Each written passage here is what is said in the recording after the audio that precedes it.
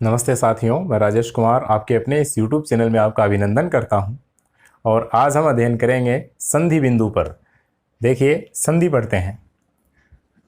ये बोर्ड पे लिखा हुआ शब्द है संधि, और इसका दूसरा रूप मैंने पंचम वर्ण के साथ में भी लिख दिया है संधि, क्योंकि ये व्यंजन संधि का उदाहरण है। संधि शब्द है व्यंजन संधि का उदाहरण है विद्यार्थियों। सम जोड़ धी, ये जो निशान है बीच में हम देख रहे हैं जोड़ का निशान, इसका नाम संधि है। इसको धन भी कहते हैं।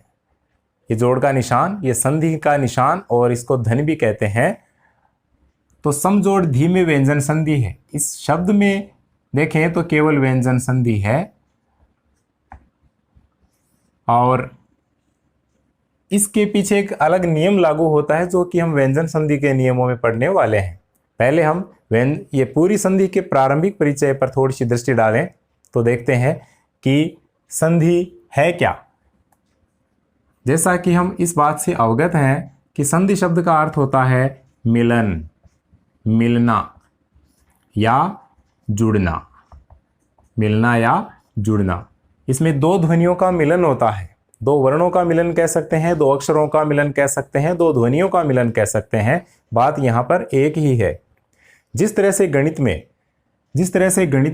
1 + 1 = 2 होता है, वैसे ही हिंदी व्याकरण में भी जब कोई दो वर्ण मिलते हैं, अब जैसे गणित में चाहे एक संख्या कोई सी हो, दूसरी संख्या अलग हो, चाहे दोनों समान संख्याएं हो, 1 + 1 हो तो 2 बन रहे हैं, चाहे अलग अलग संख्याएं हो, 2 + 2 हो तो 4 बन रहे हैं, 2 + 3 हो तो 5 बन रहे हैं। ठीक इसी तरह से संधि में भी नियम लगते हैं। जैसे गणित में नियम है, संख्या बदल गई, 1 + 1 = 2 हो गया, मतलब ये एक अलग है और ये अलग है, और इसका रूप अलग है, इसका रूप अलग है, इनकी संख्या अलग है, इनकी संख्या अलग है। यहाँ पर योग करते ही संख्या बदल गई। ठीक वही नियम कहाँ लागू होता है? अपनी संधि में लागू होता है। यहाँ भी जब दो वर्णों को पास रखते हैं, उनमें योग करते हैं, संधि करते हैं, तो उनका रूप परिवर्तित हो जाता है। जैसे ये संख्या परिवर्तित हो गई, ठीक वैसे ही अपनी व्याकरण में संख्या की तरह से ये वर्णों का रूप परिवर्तित हो जाता है। राम जोड़ अवतार, ए जोड़ ए बराबर आ बन गया, 1 + 1 = 2 बन गया। तो ठीक इसी तरह से विद्यार्थियों, ए जोड़ ए बराबर आ बन गया, ए जोड़ ई बराबर ए बन गया, इसी तरह से ए जोड़ ऊ बराबर ओ बन गया। तो वही बात कहाँ लागू होती है? अपनी इस व्याकरण में लागू होती है, इस संधि बिंदु में लागू होती है। आप इस वीडियो को पूरा देखिएगा, लगातार देखते जाइएगा। इस पर गहन अध्ययन करके, बड़ा मनोमंथन करके मैंने सार निकाला है। इस सार तक आपको पहुंचाना मेरा ध्येय है, तो आप इसको देखते जाइए। तो यहाँ पर यह संख्या बदल रही है। ठीक इसी तरह से दो वर्ण पास पास आते हैं तो उनका रूप परिवर्तित होता है, और यह विकार ही क्या कहलाता है? संधि कहलाता है। सार रूप में कहें तो दो ध्वनियां मिले, दो अक्षर मिले, दो वर्ण मिले, बात एक ही है, तो क्या हो जाता है? इनके मिलन से रूप परिवर्तन होगा विद्यार्थियों। कोई न कोई उसमें विकार होगा, और यह विकार ही क्या कहलाएगा? आपकी संधि कहलाएगा। तो ध्येय तक पहुंचिए आप। मैं जो बताना चाह रहा हूं वहां तक पहुंचिए कि जब दो निर्दिष्ट अक्षर परस्पर निकट आते हैं, दो समान या असमान वर्ण पास पास आते हैं, यह भी ध्यान रखने की बात है कि दो ध्वनियां हैं, दो अक्षर हैं, दो वर्ण हैं, वे कोई से भी हों, वे सजातीय हो सकते हैं, वे विजातीय हो सकते हैं। अब सजातीय विजातीय का मतलब वे समान हो सकते हैं, विजातीय का मतलब वे असमान हो सकते हैं। सजातीय यानी समान और विजातीय यानी असमान। इनको हम सवर्ण भी कह सकते हैं, इनको असवर्ण भी कह सकते हैं। व्याकरण में इनके लिए अनेक शब्दों का प्रयोग हुआ है कि दो वर्ण, दो ध्वनियां, चाहे वे समान हो, चाहे वे सजातीय हो, चाहे वे असमान हो यानी विजातीय हो, वे परस्पर मिलती हैं तो उनके रूप में परिवर्तन आ जाता है, वे तीसरा ही रूप धारण कर लेती है, और वही विकार क्या कहलाता है? संधि कहलाता है। उसे ही हम क्या कहेंगे, संधि कहेंगे। तो देखिए इस तरह के शब्दों का हम यहाँ पर अवलोकन करते हैं तो हमारे पास पर्यायवाची शब्दों का भंडार बढ़ता है, हमारे पास शब्द शुद्धि में विस्तार होता है और हमारे पास विलोम शब्दों का भी भंडार बढ़ता है। देखो सवर्ण का विलोम असवर्ण, सजातीय का विलोम विजातीय, समान का विलोम असमान। तो चलिए मुद्दे पर आते हैं। दो ध्वनियां परस्पर निकट आती है तो उनके रूप में परिवर्तन होता है, कोई न कोई विकार होता है और वही विकार क्या कहलाता है, संधि कहलाता है। एक बात, इससे संबंधित दूसरी बड़ी बात कि संधि में कुछ नियम ऐसे भी हैं कि जहां पर जब दो ध्वनियां पास आती है तो उनके पहले ध्वनि का रूप कैसा है, जैसे विसर्ग संधि है उसमें हम देखते हैं प्रातः जोड़ काल, प्रातः काल, तो वहां नियम लगता है, उस नियम के तहत उनके रूप में परिवर्तन नहीं होता है, लेकिन फिर भी वहां पर क्या है, संधि है, क्योंकि वे एक निश्चित नियम के अंतर्गत आकर के अपने रूप को ज्यों का त्यों रख रहे हैं, तो वहां भी क्या है, संधि है। अब दूसरी बात क्या है कि कई बार ऐसे शब्द रूप होते हैं कि जिनमें दो शब्द पास पास आते हैं तो पहले शब्द की अंतिम ध्वनि और दूसरे शब्द की प्रथम ध्वनि पास पास आती है, शब्द मिल जाते हैं, ध्वनि मिल जाती है, लेकिन उन ध्वनियों में कोई परिवर्तन नहीं होता है क्योंकि उनके ऊपर कोई नियम लागू नहीं है। तो वे नियम की मर्यादा के वे बाहर आ जाती हैं तो उनमें परिवर्तन नहीं होता है। तो विद्यार्थियों वहां वह ज्यों का त्यों रूप क्या कहलाता है, संयोग कहलाता है, वहां वह रूप संयोग कहलाता है। ऐसा हम कई उपसर्गों में देख सकते हैं और कई अन्य उदाहरणों में भी हम हिंदी में देख सकते हैं, वहां पर संयोग कहेंगे, संधि नहीं कहेंगे, क्योंकि उनमें रूप में परिवर्तन नहीं होता है, क्योंकि वहां पर उनके ऊपर कोई विशेष नियम लागू नहीं है, इसलिए उनका रूप ज्यों का त्यों बना रहता है, तो वह क्या होता है, संयोग होता है। तो देखिए संधि और संयोग में क्या अंतर होता है मैं थोड़ा बताता हूं। तो देखिए ये संधि, अब इसमें हम देखते हैं निस जोड़ काम, और एक और ले लेते हैं इसमें दुस जोड़ कर।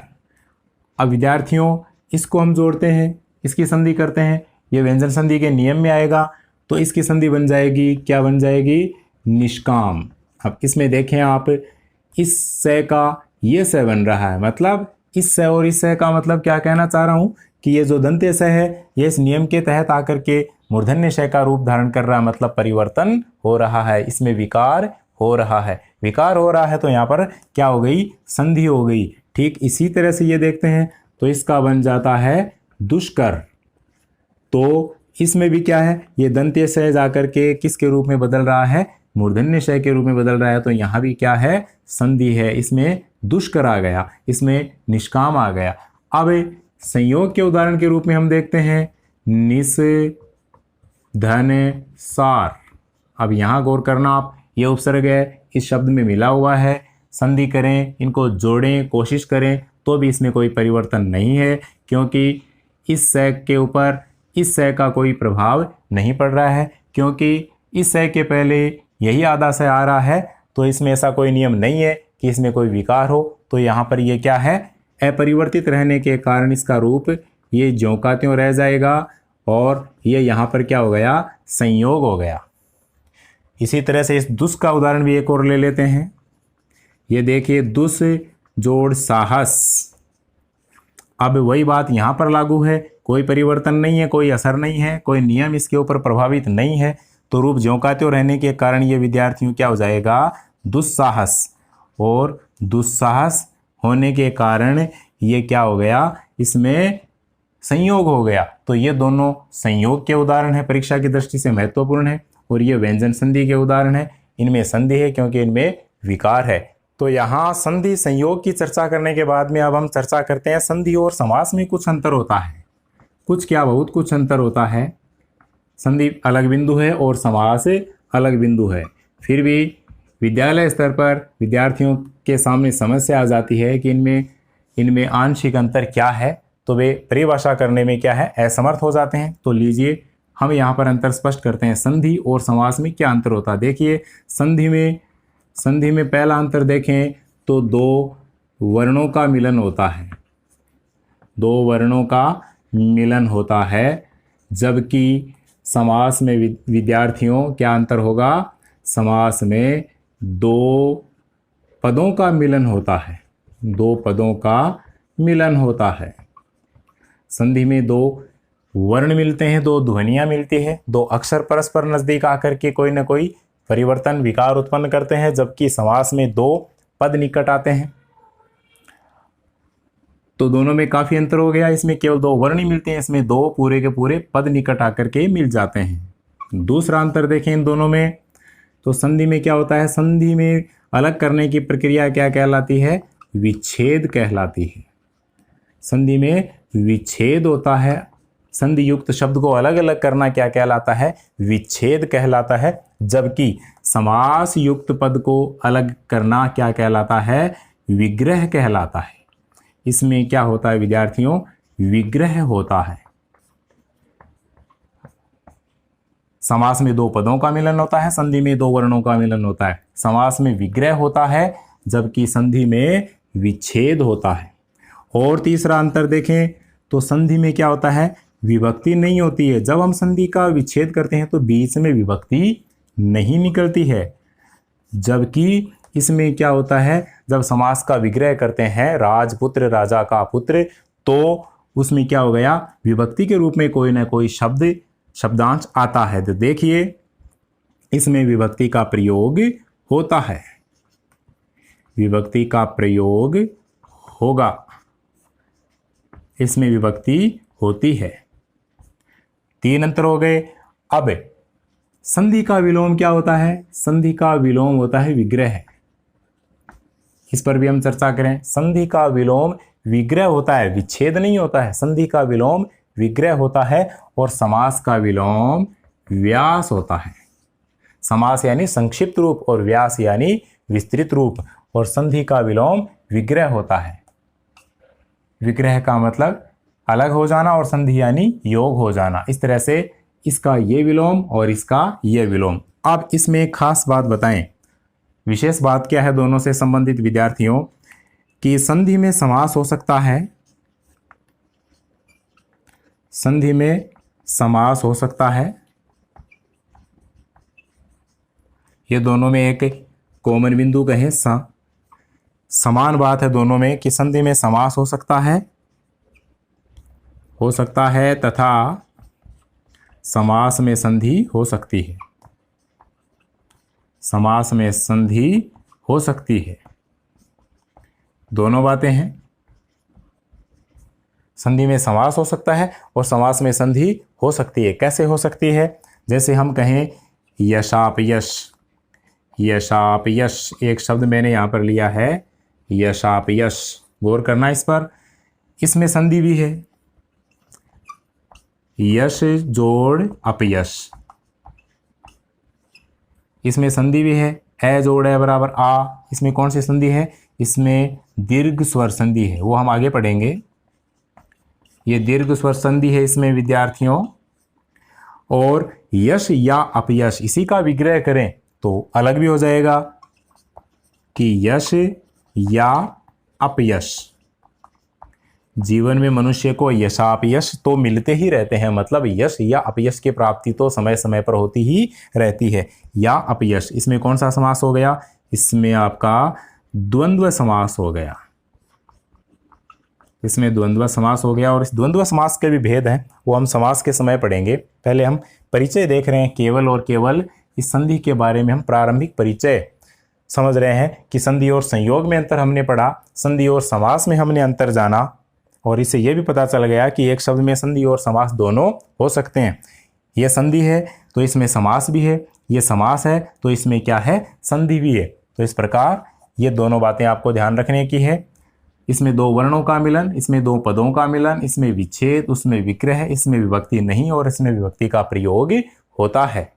संधि और समास में अंतर हमने किया। अब इसके बाद में हम ये देखते हैं कि संधि किन किन कारणों से होती है और संधि के कारण कौन कौन से विकार होते हैं, या फिर किन विकारों के कारण संधि बनती है। देखिए एक शीर्षक मैंने यहाँ पर डाला है कि संधि के कारण 4 प्रकार के विकार। संधि के कारण 4 प्रकार के विकार। उल्टा सीधा कैसे भी आप इसको पढ़ सकते हैं कि संधि के कारण कौन से 4 प्रकार के विकार शब्द में उत्पन्न हो सकते हैं, या फिर कौन से 4 प्रकार के विकार हैं जो संधि के कारण बनते हैं। एक श्लोक है संस्कृत में कि लोपागम विकाराः, लोपागम विकाराः प्रकृति भावश्चेति। ध्यान दें विद्यार्थियों, प्रकृति भावश्चेति। श्लोक नहीं पूछा जाएगा परीक्षा में, लेकिन इस श्लोक से हम कुछ सीख रहे हैं। संधि का हम प्रारंभिक परिचय इससे ग्रहण कर रहे हैं कि संधि के कारण 4 प्रकार के विकार कौन कौन से उत्पन्न होते हैं। देखिए, एक तो होता है लोपागम विकारः, लोप। पहला क्या है इसमें विद्यार्थियों, लोप।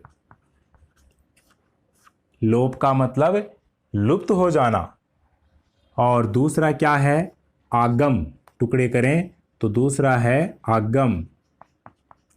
आगम का अर्थ आप जानते हैं कि कोई वर्ण शब्द के बीच में नहीं है, लेकिन जैसे ही हम 2 शब्दों को परस्पर निकट ले जाते हैं तो अंतिम ध्वनि और प्रथम ध्वनि मिलने के पश्चात किसी न किसी वर्ण का बीच में आगम हो जाता है, आगमन हो जाता है, वही आगम कहलाता है। तीसरा क्या है, विकारः, विकार। विकार का मतलब रूप परिवर्तन, रूप परिवर्तन होना, रूप बदल जाना, विकार। और चौथा है प्रकृति भावश्चेति, और प्रकृति भाव। प्रकृति भाव, ये देखिए आप, प्रतियोगी परीक्षाओं की तैयारी करने वाले विद्यार्थियों के लिए बहुत ही खास बात है कि लोप, आगम, विकार और प्रकृति भाव, इन 4 विकारों के कारण संधि का निर्माण होता है। तो देखें कौन कौन से हैं वे। लोप। लोप का मतलब कि किसी ध्वनि का जब संधि करते हैं तो किसी ध्वनि का लोप हो जाता है, मतलब वह लुप्त हो जाती है, गायब हो जाती है। लोप हो जाना। संधि करते हैं तो एक तो हम क्या परिवर्तन देखते हैं, एक तो क्या विकार देखते हैं कि संधि करते समय कभी कभी कोई ध्वनि है वह शब्द के बीच से गायब हो जाती है। जैसे इसका उदाहरण हम देखें तो उदाहरण देखते हैं, अतः जोड़ एव। ये देखिए, ये संधि में आएगा, इसके नियम अलग अलग हैं। अतः जोड़ एव बराबर क्या हो जाएगा, अतएव। अतएव, अतः जोड़ एव। अब इसमें विसर्ग है, ये जो विसर्ग ध्वनि है इसका लोप हो गया संधि करने पर नियमानुसार, तो ये भी क्या संधि का एक वो है अपना विकार का एक रूप है, 4 विकारों में से एक रूप है जिसके कारण संधि बनती है। तो ये क्या हो गया, लोप हो गया। तो संधि में पहला तो हम क्या देखेंगे, रूप परिवर्तन का कारण कि इसमें लोप होता है। अतः जोड़ एव बराबर अतएव, इसमें एक व्यंजन ध्वनि का लोप हो गया। आगम, कभी कभी आगम होता है। आगम का मतलब किसी ध्वनि का आ जाना, किसी वर्ण का आगमन होना। जब संधि करते हैं तो क्या रूप परिवर्तन देखते हैं कि कभी कभी कोई वर्ण है उसका आगमन हो जाता है, किसी वर्ण का आगमन होना। आगमन होना क्या कहलाता है, आगम कहलाता है। इसका हम देखें उदाहरण, तो जैसे आ जोड़ छादन, संधि है, आ जोड़ छादन बराबर बनेगा विद्यार्थियों आच्छादन। इसमें देखो च का आगम हो गया, इसमें यहाँ पर च का आगम हो रहा है, चागम संधि, व्यंजन संधि में हम पढ़ेंगे ये कि यहाँ पर आगम हो रहा है।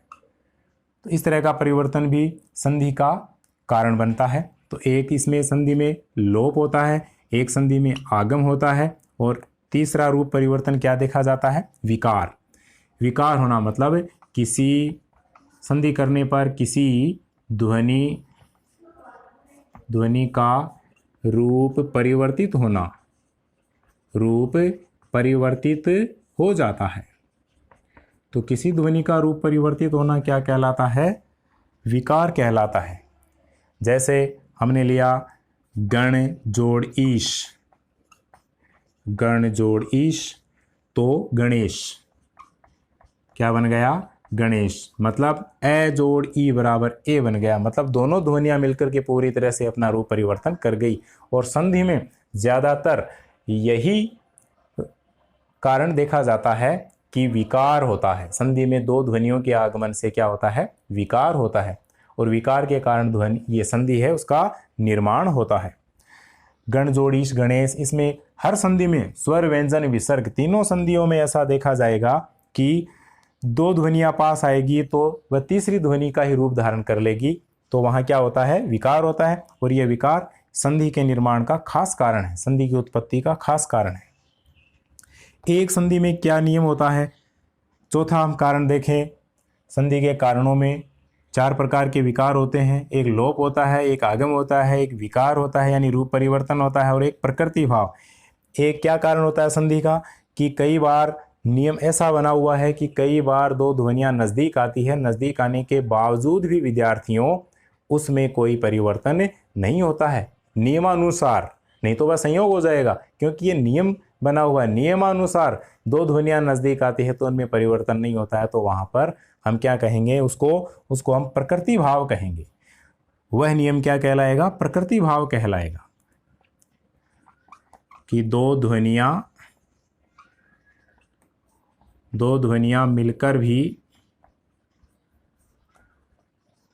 मिलकर भी ज्यों की त्यों रह जाती है,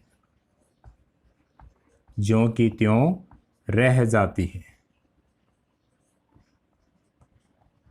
तो उसको हम क्या कहेंगे, प्रकृति भाव। प्रकृति भाव मतलब उनका स्वभाव ही ऐसा है कि वह एकदम ज्यों की त्यों रह जाती है। जैसे सीधा सीधा हम कहें कि प्रातः जोड़ काल, प्रातः जोड़ काल, तो इसका नियम बना हुआ है कि विसर्ग से पहले ए की ध्वनि है और सामने क है, प है, तो संधि करने पर विसर्ग है वह ज्यों का त्यों रह जाता है, इस ध्वनि में कोई परिवर्तन नहीं रहता है, केवल ये संधि का जो चिन्ह है, निशान है, यह हट जाता है, तो बन जाएगा प्रातः काल।